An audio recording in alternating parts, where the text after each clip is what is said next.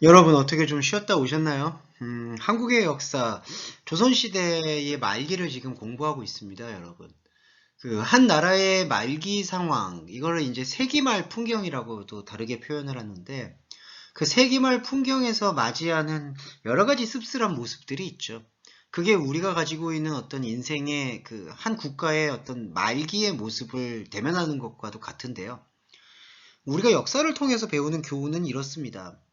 아프고 어렵고 힘든 좀 쓰라린, 또 어떤 면에서는 들여다보고 싶지 않은 역사이기도 하지만 그 역사를 통해서 분명히 우리는 배울 점이 있다는 거예요. 그러니까 진보적인 사상을 배우고, 이때 이러한 어떤 모순과 단점들을 극복해서 새로운 세상을 만들어 나가기 위한 그 교훈과 자생력으로 삼을 수 있구나. 그런 마음가짐을 우리한테 더할 수 있다라는 점에서 저는 역사적 공부에서도 안타깝고 힘든 역사의 단면을 들여다보는 행위에 저는 더 큰 의미가 부여된다라고 생각을 합니다. 자, 그런 마음가짐을 우리가 가지고 한국의 역사 8번째 시간 두 번째 맞이해 볼게요. 자, 흥선대원군이 물러났어요. 조선시대 말기에. 그리고 민씨 정권이 들어왔어요. 일본과 강화도 조약을 맺고 일본을 향해서 문호를 개방을 했어요. 그리고 서양의 열강이라고 할 수 있는 프랑스와 미국을 향해서도 마음의 문을 활짝 열었어요. 여기서 마음의 문을 열었다라는 것은 사회, 정치, 경제적인 그 문호를 개방했다라고도 표현할 수가 있겠죠. 청나라를 대해서도 마찬가지인 거죠. 자, 그런데 이런 개화 정책이 사실 성공적으로 안착을 하려면 이 두 가지 그 무게중심과 밸런스가 필요한데 어떤 거냐 하면 밖으로는 곧 외교적으로는 유연하면서도 손해보지 않는 외교 정책을 펼칠 수 있어야 하고요. 안으로는 그러니까 내부 정치 상황으로는 그 자주성을 길러야 돼요. 그러니까 자주적이라는 게 이른바 이제 민족의 아이덴티티의 파일을 키우는 거라는 것과 마찬가지인데 그 아이덴티티를 그 파일을 키워나가는 그 맥락에 있어서 정치력이 우선이 돼야 되는데 그 정치력이 우선되지 않고 정치력의 어떤 후진성을 갖게 된다라 그러면 자주성에 대한 그러니까 민족 자주성에 대한 뿌리도 정립시키기가 상당히 어려워요. 그러니까 안으로는 그게 골마 터지는 거죠. 그럼 밖으로 그런 외교 정책에서 유려한 태도를 가질 수 있느냐? 악순환이 있는데요. 안에서 자주성이나 정치적 안정감을 구축하지 못하는 상황에서는 밖이라고 표현되는 외교 정책에서도 유연하면서도 우리의 것을 지키는 곧 실리를 지키는 실리 외교를 할 수 있는 노하우가 없어요.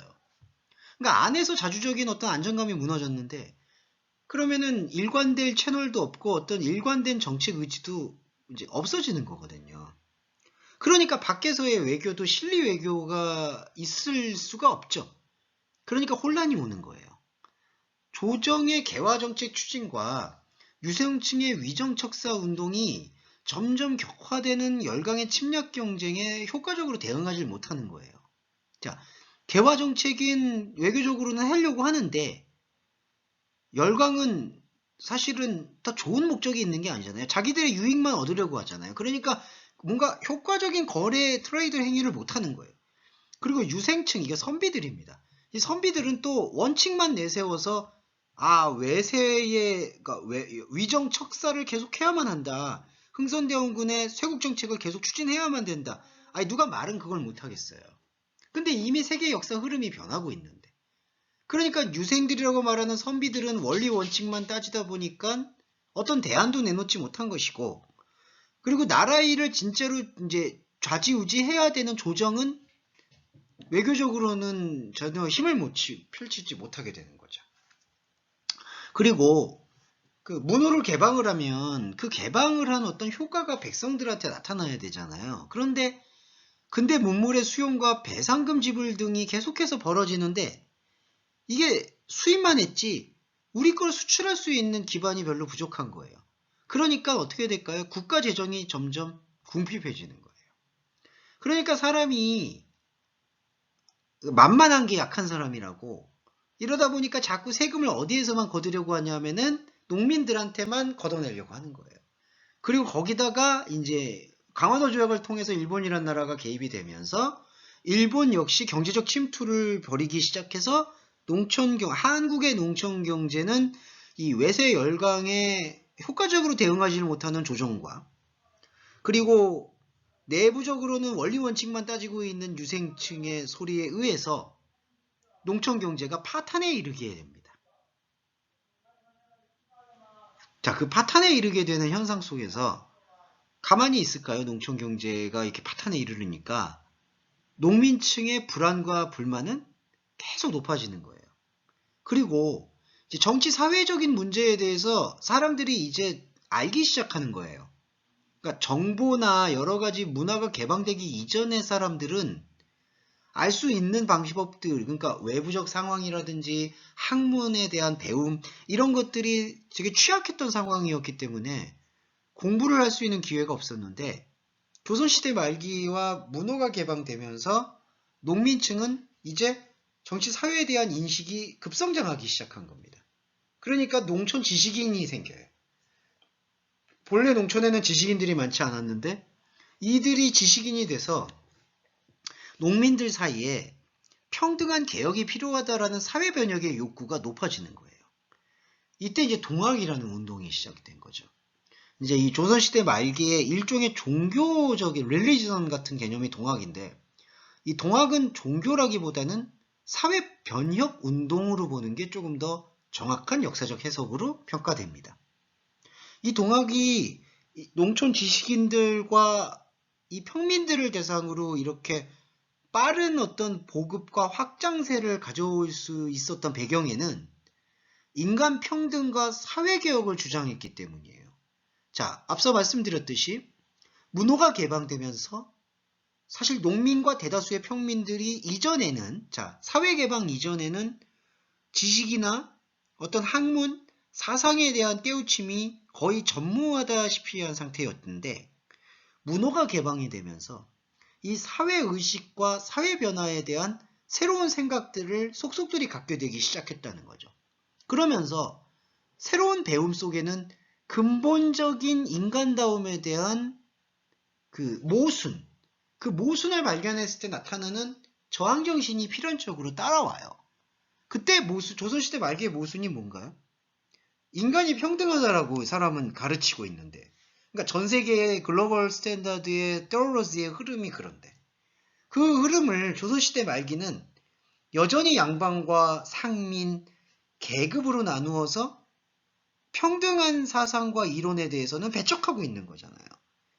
그래서 인간평등이 이루어지지 않고 있는 모순이 발견이 된 거죠. 또 하나, 사회개혁이 전혀 이루어지지 못하고 있는 거예요.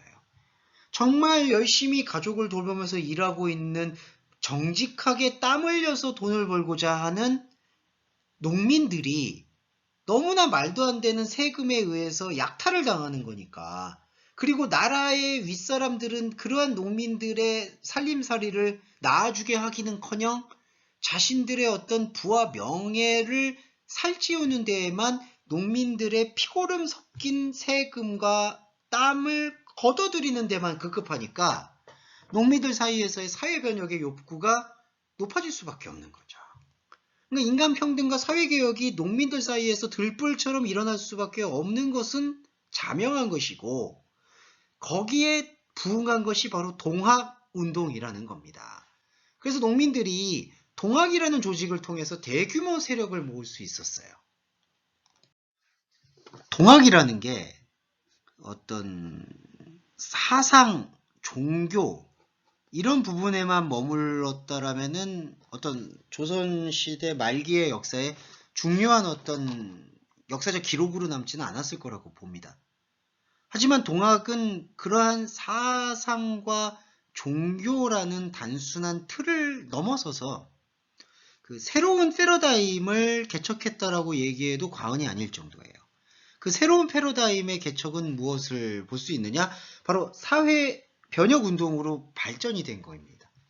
사회 변혁으로 발전이 되는 과정에서 사실 전봉준을 중심으로 고부에서 일어난 동학 농민군이 출범이 된 거예요. 그러니까 사회 변혁 운동은 결국 농민들의 체계적인 시스템을 구축하기에 이르렀고 그게 농민군이라고 표현이 된 겁니다. 그래서 이 전봉준이라는 인물을 중심으로 전라도 지역을 중심으로 동학 농민군이 이제 출범을 했어요. 그래서 여러 가지 지역에 집강소를 설치해서 개혁을 실천해 나가요. 그랬는데 처음에 동학의 목적은 지역사회 변화에 집중이 되었었습니다.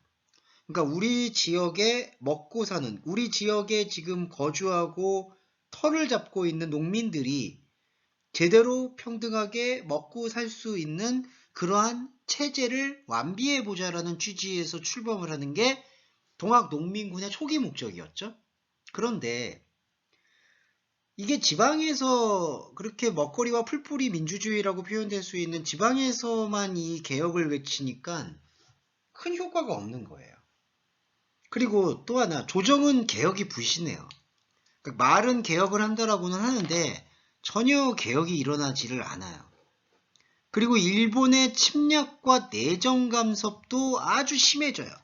그러니까 이제 이웃 나라다 보니까 그런 관계가 있지만 사실은 이거는 돌이켜 보면 일본이라는 나라의 어떤 잘못된 행위도 분명히 있겠지만 동시에 조선이라는 나라가 안팎으로 어떤 시스템을 제대로 구축하지 못했기 때문에 일어나는 자연스러운 붕괴 현상이라고 볼 수가 있겠죠.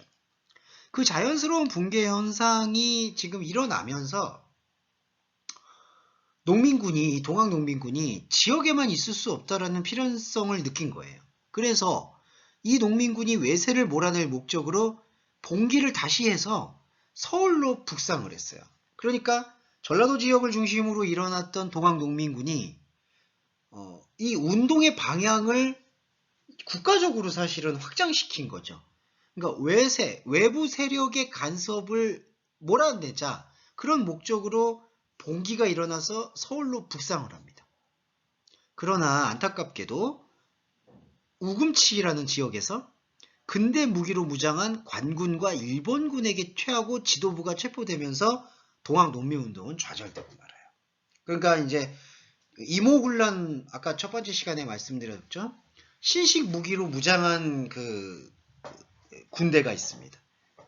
그리고 그 관군과 일본군이 연합해서 이 동학 농민군을 이제 완전히 몰아내버린 거죠. 그러니까 이게 조정이 좀 안타까운 거예요. 조선의 그때 정부가 이 동학 농민군과 뭔가 대화를 하고 이들을 또 하나의 정치 세력으로 인정을 해줬다라면은 일본이라는 나라나 외국의 나라가 국내 정치에 그렇게 깊게 간섭을 안 할 수 있었을 텐데 계속 조선이라는 정부가 이런 내부에서 일어나는 진짜 이게 바른 소리라고도 할 수가 있잖아요.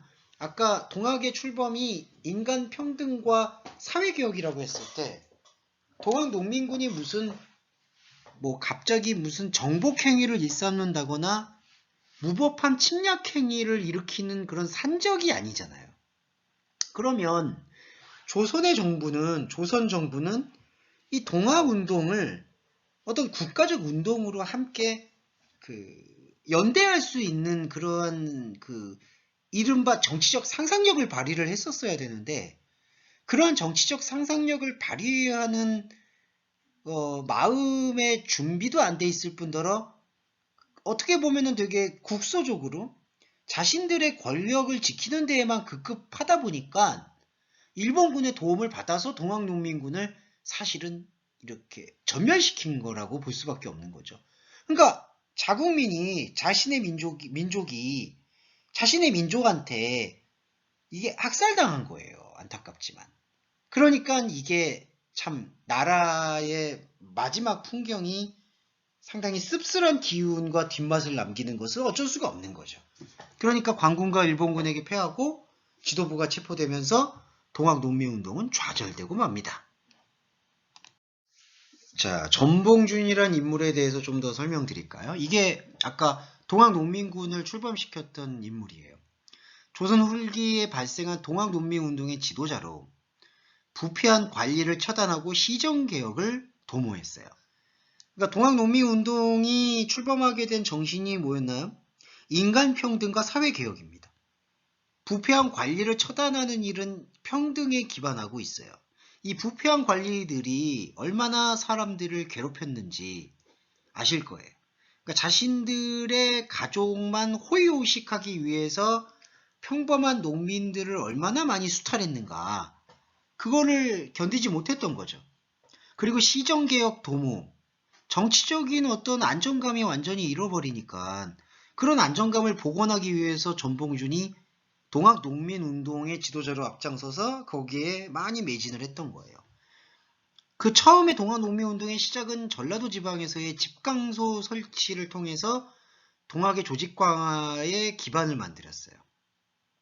그러면서 아까 말씀드렸듯이 동학이 이 시정개혁과 그 다음에 부패한 관리처단이라는 그 지역적 민주주의 과제, 그러니까 지역적 모순 해결에 집중을 하다가 이 조선의 조정이 전혀 재구시를 하지 못한다라는 사실에 개탄해서 서울로 올라가서, 그러니까 서울이 이제 그때도 한국의 이제 중심이 되니까 그 한국의 중심으로 올라가서 변혁을 일으키자, 그 수밖에 없다라고 생각해서 북상을 하는데, 그거를 조선의 조정에서는 동학농민군을 하나의 반란의 무리로 보고 그들을 막아야 된다라고 생각했던 거죠. 그래서 일본의 침략에 맞서서 싸우다가 체포가 되고 교수형을 당합니다. 이거 사형당했다는 뜻인데, 이때 당시에는, 지금은 이제 우리가 이제 대한민국이 사형 폐지 국가라서 사형이 거행되지 않았지만, 이때에는 사실 되게 비일비재하게 일어났던 현상 중에 하나였어요. 교수형을 당했습니다. 안타까운 사건이었죠. 자, 전봉준에 대한 인물에 대한 소개였어요. 이 사진은 동학농민군을 주도했던 전봉준 장군이라고 합니다. 전봉준의 그 마지막 일본군에게 체포돼서 끌려가는 장면을 이제 사진으로 묘사했습니다. 지금 보시면 사진 중앙에 이렇게 머리를 상투로 올려서 세우고 가마에 태워져서 나오는 사람이 보이시죠? 그 사람이 바로 전봉준이에요.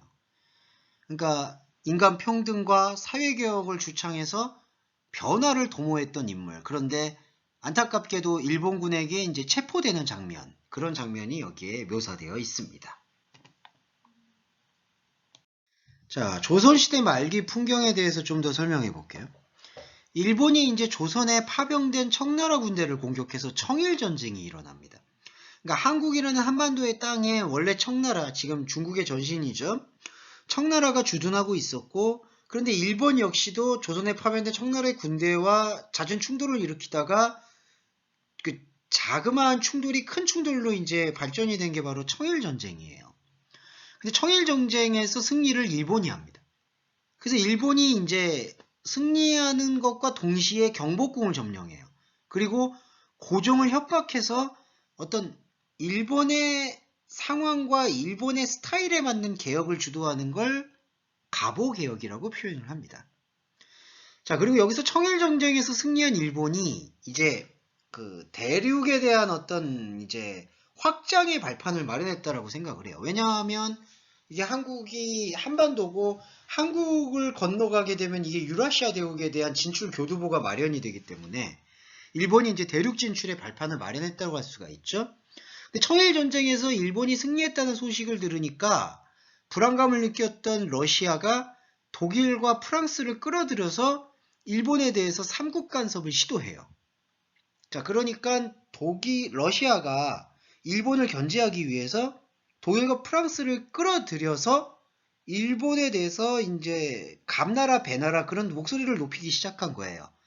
그 상황 속에서 조선의 마지막 왕 고종은 일본에게 우리도 대항할 수 있는 기반이 있구나라는 안정감을 가지고 반일 정책을 구체화하기 시작해요. 그런데 그 상황 속에서 이제 위기감을 느꼈던 일본 대사관이죠. 지금으로 말하면 미우라 고로가 일본군 수기대와 낭인들을 집합시켜 경복궁에 난입시켜서 그때 당시에 친러시아파로 돌아섰던 명성황후를 이제 암살하는 어떤 사건이 이렇게 나타납니다. 그걸 을미사변이라고 일컬어지는데, 그 사건과 동시에 이제 김웅집이라는 인물을 수반으로 새로운 조정 내각이 사실은 구성되고, 그러면서 뭐 가보개혁 막 이런 게 나타나면서 김홍집 내각이 개혁 정책을 했는데 이 개혁 정책은 친일본적인 개혁 정책이죠. 그러니까 친러시아파적인 인물인 명성황후가 암살당하고 난 다음에 일본은 김홍집이라는 인물을 내세워서 새로운 조정 내각을 구성시켜서 개혁 정책을 친일본적인 개혁 정책을 추진하는데 그 중에 하나가 단발령이에요. 단발령이 뭐냐 하면은 여러분 조선시대나 고려시대의 여러 양반과 선비들 조선에 살고 있는 사람들의 그 특징인데요. 여러 양반과 선비들은 머리를 이렇게 길러서 상투를 뜯었어요. 근데 단발령은 뭐냐 하면 그 상투를 끊어버리는 거예요. 그래서 전국에 있는 유생들과 백성들의 아주 거친 반발을 불러일으킨 사건이 바로 단발령입니다. 네, 그런 어떤 사건들이 지금 일어나고 있다라는 여러 풍경들을 설명을 드릴 수 있겠네요. 자, 명성황후 시해 사건에 대해서 조금 알려드릴게요. 참 역사의 아픔입니다, 이게. 그러니까 위기감을 느꼈던 일본 공사가 일본군 수비대와 낭인들을 집합시켜서 친러시아파인 명성황후를 암살하고, 그리고 동시에 일본의 어떤 일본의 입김을 힘입어서 김영집이라는 인물이 중심이 돼서 새로운 조정내각이 구성되고, 자, 이런 흐름들이 안타깝게도 이 조선시대 말기에 여러 가지 그 몰락의 풍경을 그리고 있다라고 하지 않을 수가 없는 거죠. 자, 그리고 그 명성황후가 시해되는 사건으로 인해서 이게 조선에서는 그리고 조선나라에서는 이렇게 일본에 대한 되게 반하는 감정이 되게 극대화되기 시작합니다. 그러니까 반일 감정이 고조된 거죠. 왜냐하면 그래도 왕정 사회였었잖아요. 조선이라는 나라가. 그런데 조선이라는 나라가 다른 나라의 세력에 의해서 자신들의 국모를 잃어버렸다라고 생각하니까 국모, 곧 나라의 어머니를 잃어버렸다고 생각하니까 그 박탈감이 가장 극에 달한 거죠. 그러니까 반일 감정이 극도로 고조되고 위정척사를 주장하는 선비들의 주도 아래 전국적으로 의병이 봉기를 합니다. 이게 이제 을미이병이에요. 을미라는 게 을미년이라고 해서 이제 한자력으로 한 연도수예요. 그게 1895년입니다. 그래서 을미이병이 일어나요. 그런 과정에서 그 조선시대 마지막 왕 고종은 1896년 그 다음 해죠. 을미사변, 을미의병이 일어난 그 다음 해 경복궁에서 러시아 공사관으로 피신하는 아관 파천을 단행합니다. 그러니까 이게 뭐냐? 사실 일본에 대한 위협을 느꼈던 거예요. 자신의 부인도 사실 살해당하니까, 어머니도 살해당하니까, 아니 부인이죠. 부인도 살해당하니까 이거 어떻게 해야지 하면서 너무 그 불안함을 극복하기가 어려워서 러시아 공사관 안으로 피신하는 사태까지 벌어집니다. 참 씁쓸한 풍경이죠. 자, 여기서 이제 명성황후에 대한 이야기를 조금 보여줄게요. 한국사 전체를 통틀어서 독특한 행보를 보여줬어요. 이 왕비. 이 왕비는, 명성황후는 이전의 왕비들과는 확연히 다른 게, 그녀는 이제 지아비 남편인 고종이 국정을 의논하는 가장 가까운 상대였고요. 외국의 세력들이 고종보다도 더 예의주시했던 권력의 중심에 올랐어요. 그러니까 남편보다 아내가, 지금으로 말하면 대통령의 아내가 퍼스트 레이디잖아요. 퍼스트 레이디인데 퍼스트 레이디가 더 사실은 각광받던 인물이었다는 거죠.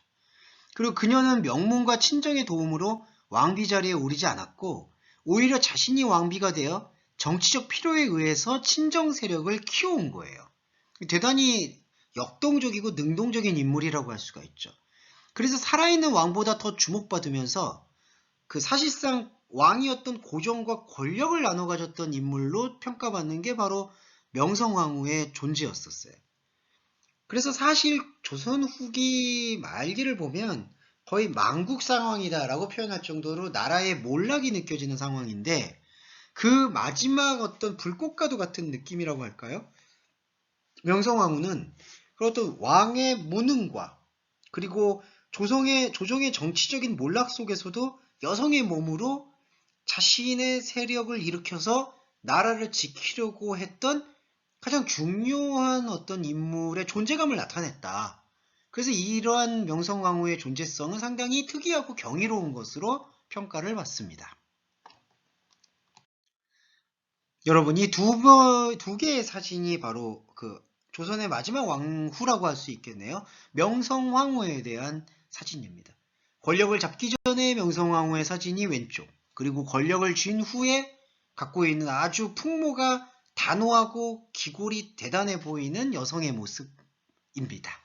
자, 이렇게 두 번째 시간 마쳤고요. 좀 쉬셨다가 세 번째 시간에 다시 뵙겠습니다.